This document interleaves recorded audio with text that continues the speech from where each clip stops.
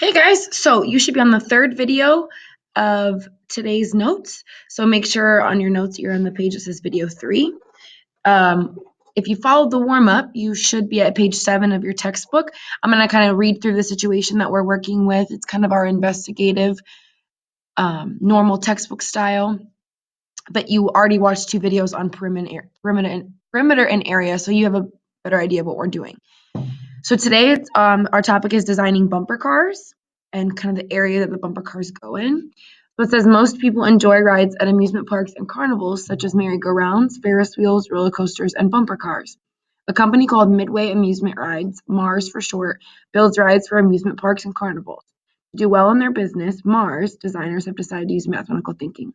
So technically today, you're a MARS employee. They're asking you for help to build the bumper cars area. So then it goes on to say that bumper cars are a popular ride in amusement parks and carnivals. Bumper cars ride on a smooth floor with bumper rails surrounding it. So that smooth floor, you can see in that picture, that smooth floor, that is the area. And then the bumper rails surrounding it, that is the perimeter. Hopefully you remember that from your notes earlier. Then it goes on to tell us that Mars makes their bumper cars floors from 1 meter by 1 meter square tiles. So super important, the units, meters. And then it also tells us that the bumper rails are built from 1 meter sections. Okay, so we're going to go to our notes. We are going to start working on part B here. So it says the designers at Mars created 4 designs for bumper car rides. Well, we're only looking at 3 of them because that's what I decided. So we're going to be looking at design A, design B, and design C. So for step 1, you're going to find the area and the perimeter of each bumper car floor plan, and then you're going to record your information in this table here. So go ahead and pause the video and do that now. Find the perimeter and the area for each of these designs. Okay, so you could have used multiple methods. I'm going to kind of zoom in here. In order to find the perimeter and area. To be honest, to find the perimeter, I just kind of counted the number of railings here. So that's 1, 2, 3, right? So I went to find that the perimeter for design A was 26 meters. And then I counted the square floor tiles and found that there was a total of 12 of them. But I need to remember my units. It's 12 meters squared. Hopefully remembered.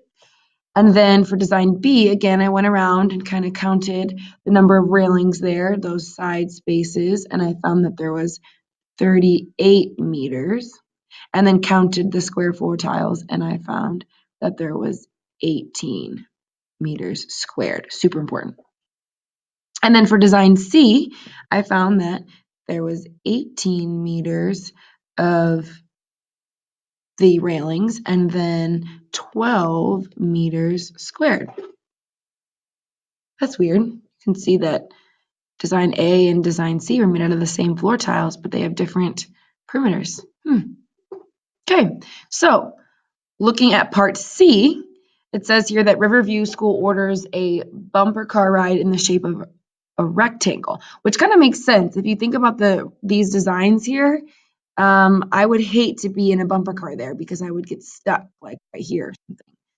Okay, so they're actually in rectangles for their fundraising festival. The Mars company sends the school designs 1, 2, and 3. So in your textbook, you should probably be seeing, let me zoom out, these 3 designs here. Okay, it's on page 9 in case you need to turn the book. So I'm asking you, what is the area of each design? So go ahead and take the time. You can use your formula from video 2, or you can use the method we just used earlier to figure out the area. Okay, so I actually went through and found out design 1 was 6 meters by 6 meters. So I just did for design 1, 6 times 6 to get 36 meters squared. I can't forget that, 36 meters squared. Okay, and then for design 2, I went through and counted and found that this was 1, 2, 3, 4, okay, just check. 5 by 8. So I multiplied 5 times 8 to get 40 meters squared. And then for design 3, And I got the meters from down here in case you guys didn't notice, hopefully. And then design 3, if I have enough room here, I also went through and counted, and it was 5 by 11. So I just did length times width to get 55 meters squared. You could have went through and counted every single one of these, but honestly, I didn't want to spend that kind of time now that I know the formula is length times width. Okay, and then now go through and find for step 2 the perimeter of each design. Okay, so again, I don't want to go through like we did earlier and count each of these railings here. So I know that I'm going to erase here, that for the perimeter, I can just add up all the sides. So I know this is 6, this is 6, then that has to be 6, and that also has to be 6. So for this design, I can just do 6 plus 6 plus 6 plus 6 and figure out that that's 24 meters of railing that I need. 24 meters. And then same thing for design 2. I did not feel like counting up everything. I knew this was 5, knew this was 8, so I know that this has to be 5 and that this has to be 8. So that would just be 5 plus 5 plus 8 plus 8. So this together is 10, this together is 16, that together is 26. So I know design 2 is 26 meters in perimeter. And then design 11 was 5, or design 3 was 5 by 11. Know all my sides. I could even do 5 times 2 equals 10, and 11 times 2, because there's 2 sides, right? So I'm just doubling it, equals 22. Add those together, that would be 32. So design 3 would be 32 meters.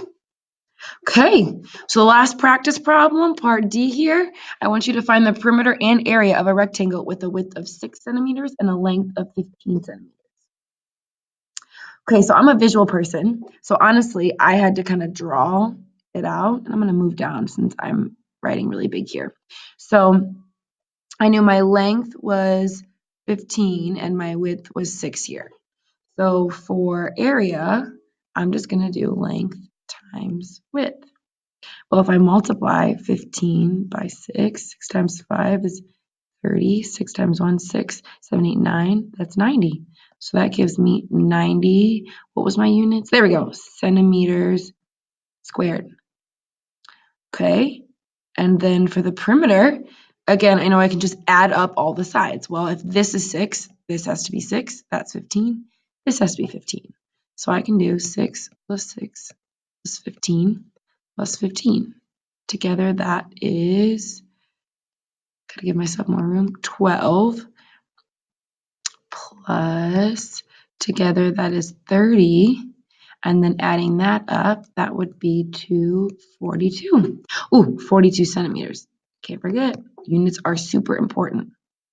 Okay, guys, honestly, if I were you, I would work on your homework because all your homework is due on Friday. That's the last day I'm accepting assignments.